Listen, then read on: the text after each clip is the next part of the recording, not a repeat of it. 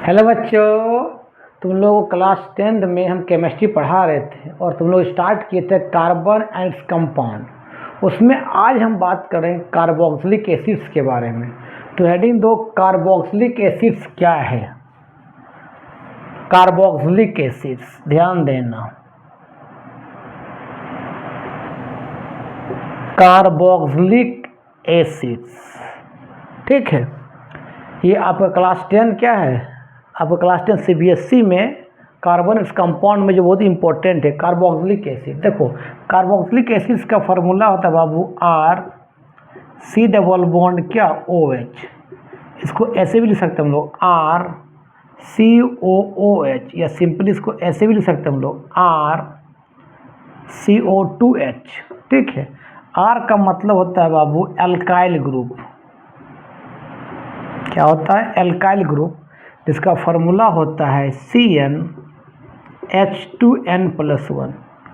अगर n के जगह यहाँ पर सुनना R की जगह पर हम H ले लेंगे तो क्या होगा बता। तो HC डबल बॉन्ड क्या OH, C double bond OH, इसको हम बाबू बोलते हैं फॉर्मिक एसिड्स। ये चींटी जो काटते हैं ऐसे को छोड़ता है, ये फॉर्मिक एसिड का कॉमन नेम है और इसका IUPAC नेम है आपका methanoic acids. Methanoic acid is इसका IUPAC नेम, ठीक है। लेकिन जब यहाँ n का वैल्यू 1 पुट कर देते हैं R के जगह पर तो क्या आ जाएगा बता। तो CH3C डबल बॉन्ड क्या OH। तो ये अगर कंसनट्रेट के फॉर्म में रहेगा, प्योर के फॉर्म में रहेगा, प्योर के फॉर्म में रहेगा मतलब कंसंट्रेशन रहेगा, मतलब ये 99% प्योर रहेगा, तो इसको बोलते हैं ग्लाइसियल एसिटिक एसिड बोलते हैं, एसिटिक एसिड बोलते हैं, ठीक है। जब ये आपका डाइल्यूट के फॉर्म में रहेगा, डाइल्यूट का मतलब पानी मिला हुआ रहेगा, ये तो 99% इसका मतलब किस फॉर्म में, कंसंट्रेट के फॉर्म में है। जब डाइल्यूट के फॉर्म में हो इसी को बोलते हैं बाबू विनेगार बोलते हैं, विनेगार, या इसी को बोलते हैं हम लोग एसिटिक एसिड बोलते हैं, एसिटिक एसिड। ग्लाइसियल कब बोलते हैं? जब प्योर फॉर्म में रहता है। अच्छा, विनेगार कब बोलते हैं? जब उसमें पानी मिला हुआ रहता है तब उसको विनेगार बोलते हैं। इसका कॉमन नेम है एसिटिक एसिड और इसका IUPAC name Babu ethanoic acid. Ethanoic acid is the क्या, इसका IUPAC name, IUPAC name. Common name क्या है इसका? Acetic acid. प्योर के फॉर्म में रहेगा तो ग्लाइसियल एसिटिक एसिड बोलेंगे, अगर पानी डाला हुआ रहेगा तो उसको क्या बोलेंगे, विनेगार, या उसी को एसिटिक एसिड बोलेंगे। चल लिख लो। चलो अब सुनना, तुमको एसिटिक एसिड के बाद तुमको पढ़ना भी है। सुनना, जब एसिटिक एसिड्स देना CH3C डबल बॉन्ड ये OH, ये आपका वीक एसिड होता है। वीक एसिड का मतलब ये उतना हार्मफुल नहीं होता है। इसको जब पानी डालेंगे, पानी मतलब H2O डालेंगे, तो ये अपना 100% H+ को लूज नहीं करेगा, मतलब 100% पानी में आयोनाइज नहीं होगा। कुछ आयन्स के फॉर्म में भी रहेगा, कुछ मॉलिक्यूल्स के फॉर्म में रहेगा। तो मतलब ये टूटेगा क्या बता, यहाँ से H+ निकलेगा, ये वाला H+ पानी डालने पर ये H+ बाहर निकल जाएगा। तो क्या होता है, तो ये CH3C डबल बॉन्ड O क्या O-, तो इसको बोलते हैं ना बाबू एसिटेट आयन बोलते हैं। तो जब एसिटिक एसिड जब H+ आयन लूज करता है उसको क्या बोलते हैं, एसिटेट आयन। और ये 100% आयनाइज नहीं करता है। अगर मान ले एसिटिक एसिड का मान ले 10 मोल है तो हो सकता है 10 मोल में 7 मोल आयन्स में टूटा और 3 मोल नहीं टूटा, मतलब फॉरवर्ड में भी और बैकवर्ड में, मतलब आयन्स के फॉर्म में भी सोल्यूशन में और मॉलिक्यूल्स के फॉर्म में भी है, ठीक है। तो कोई भी एसिड जब H+ लूज करता है तो उसको बोलते हैं एसिडिक इन नेचर, या उसको बोलते हैं acidic in nature, acidic in nature बोलते हैं। तो एसिडिक एसिड एसिडिक नेचर क्यों है? बाबू पानी डालने पर ही क्या करता है, H+ आयन लूज करता है। और कभी बताएं प्योर एसिटिक एसिड क्या बोलते हैं, ग्लाइसियल एसिटिक एसिड बोलते हैं। और जब पानी डाल देंगे तो उसको क्या बोलते हैं, विनेगार बोलते हैं, ठीक है। चलो लिखो। तो जब कोई ये H+ देता है एसिडिक इन नेचर है, तो जब रिएक्टिव मेटल तुमको पढ़ाए थे मेटल नॉन मेटल में कि कोई भी रिएक्टिव मेटल मतलब क्या, सिंपली आपका सोचना पोटासियम सोडियम, कैल्शियम और मैग्नीशियम, ये रिएक्टिव मेटल जो है आपका एसिड से रिएक्शंस करता है तो बाबू क्या बनाता है बताओ, सॉल्ट और हाइड्रोजन गैस क्या करता है, बाहर निकालता है। ठीक है, तो यहाँ पर भी देखो तो ये H+ लूज कर रहा है, मतलब एसिडिक एसिड भी क्या एसिडिक नेचर है, तो ये क्या करेगा, मान लो सोडियम से अगर रिएक्शन करेगा CH3 C डबल बॉन्ड क्या OH, जैसे सोडियम से रिएक्शन करेगा तो यहाँ से क्या करेगा H बाहर निकल जाएगा और यहाँ पर सोडियम आके जुड़ जाएगा, तो क्या बनेगा सॉल्ट वाटर। सॉल्ट किसका बनेगा देखो तो CH3 C डबल बॉन्ड क्या ONA और वहाँ से H बाहर निकल जाए किस फॉर्म में, H2 के फॉर्म में। और यहाँ कितने अच्छे, एक गो या कितना अच्छे, दो गो, तो क्या कर दो हाफ H2 कर दो, है ना। इसका नाम है सोडियम एसीटेट। सोडियम एसीटेट ये एक सॉल्ट बन गया किसका, ये कैसे हुआ, तो जब एक H निकला तो CH3 C double bond O का वैलेंसी 1 हुआ और सोडियम का भी 1 होता है, तो क्रिस क्रॉस करोगे तो यही आएगा। लेकिन जब इसको कैल्शियम से रिएक्शन कर देते हैं बाबू या मैग्नीशियम से, ध्यान देना CH3 C डबल बॉन्ड ये OH अब कैल्शियम से करेंगे तो कैल्शियम क्या करेगा, H को रिप्लेस कर देगा, तो उस समय ऐसे ये H निकलेगा तो इसका वैलेंसी 1 और कैल्शियम वैलेंसी कितना, तो 2 होता है। तो ऐसे करो क्रिस क्रॉस में तो क्या बन जाए देखो, तो ये बन जाएगा CH3 C double bond O का होल ट्वाइस कैल्शियम, यहाँ से H2 बाहर निकलेगा, बैलेंस करो क्या कर दो हाफ H2 कर दोगे। इसका नाम है बाबू कैल्शियम एसीटेट नाम है, कैल्शियम एसीटेट नाम है। ये भी एक तरह क्या है सॉल्ट है, लिख लो। समझ में आ गया। अब नेक्स्ट इसमें बहुत एक इम्पोर्टेंट रिएक्शन से बहुत इम्पोर्टेंट एस्ट्रिफिकेशंस रिएक्शंस, तो हेडिंग दो एस्ट्रिफिकेशंस रिएक्शंस क्या होता है।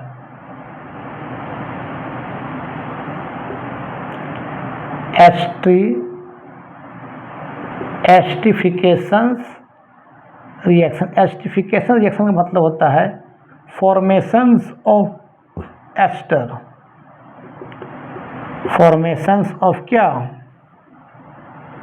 एस्टर। एस्टर का क्या होता है, फंक्शनल ग्रुप बताए थे R C double bond O OR, C double bond O OR, R का मतलब कार्बन चेन, बीच में क्या रहेगा C डबल बॉन्ड O रहेगा। ठीक है, और इसका स्मेल जो होता है बाबू फ्रूटी स्मेल होता है, फ्रूटी स्मेल, इसका सुगंध होता है फ्रूटी स्मेल, प्लीजेंट स्मेल होता है।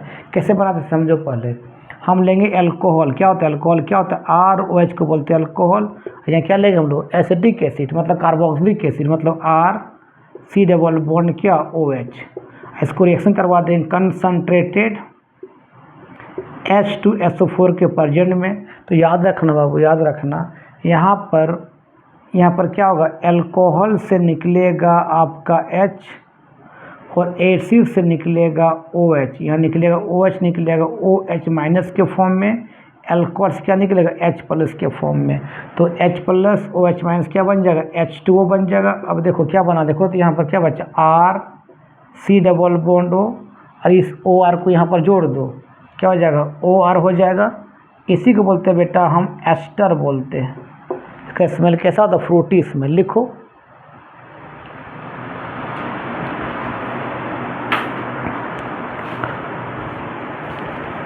अब देखो हम R का, आप तुमको मालूम है R का फॉर्मूला क्या होता है CnH2n+1। अगर n का वैल्यू 2 पुट करें क्या आ जाएगा C2H5, मतलब क्या आ जाएगा इथाइल अल्कोहल।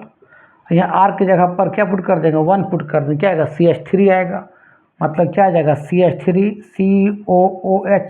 इसी बोलते हैं हम लोग क्या C डबल बॉन्ड क्या बोलते हैं OH। कब आएगा, जब यह NR का फॉर्मूला क्या होता है CnH2n+1।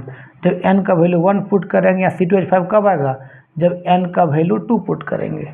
जब इसको रिएक्शन किससे करेंगे बताओ बाबू, कंसनट्रेटेड H2SO4 के प्रेजेंट में। तो एसिड से निकलेगा OH माइनस, अल्कोहल से क्या निकलेगा H+, यहाँ से निकलेगा H+, यहाँ से क्या निकलेगा OH माइनस, दोनों में क्या बन जाएगा वाटर बन जाएगा। और क्या इसको जोड़ देखो, देखो क्या आएगा, देखो तो यहाँ पर CH3 C double bond O, अब जुड़े क्या, देखो तो क्या जुड़ेगा OC2H5, यहाँ जोड़ दो OC2H5, इसी बोलते हैं एस्टर। इसका नाम क्या है ओ के बगल वाला कार्बन को एल्काइल के फॉर्म में, ओ के बगल कितना कार्बन, 2 कार्बन, तो क्या बोलेंगे इसको इथाइल बोलेंगे। बाकी कितना कार्बन बचा, 1 2 कार्बन क्या बोलते हैं, इथेन बोलते हैं। और एस्टर में ई खटा क्या लगाते हैं, OAT लगाते हैं। इसका नाम क्या हो जाएगा, इथाइल इथेनॉइट हो जाएगा। यही तेरा एस्टर है जिसका स्मेल कैसा होता है, फ्रूटी स्मेल जैसा होता है। लिख लो। चलो इसका और एग्जांपल देते हैं। जैसे मान लेते हैं हम R के जगह पर हम 1 पुट करते हैं एल्कोहल की जगह पर, या 1, तो क्या आएगा देखो, तो CH3OH आएगा। तो यहाँ 1 पुट किए हैं तब R के जगह पर, यहाँ पर भी R के जगह पर क्या पुट किए हैं, क्या किए हम 1 पुट किए। हमने यहाँ पर 1 पुट कर दे तो क्या आएगा बताओ, CH3 क्या आ जाएगा, COOH एसिटिक एसिड आएगा। यहाँ R की जगह पर N का वैल्यू कितना पुट किए, 1।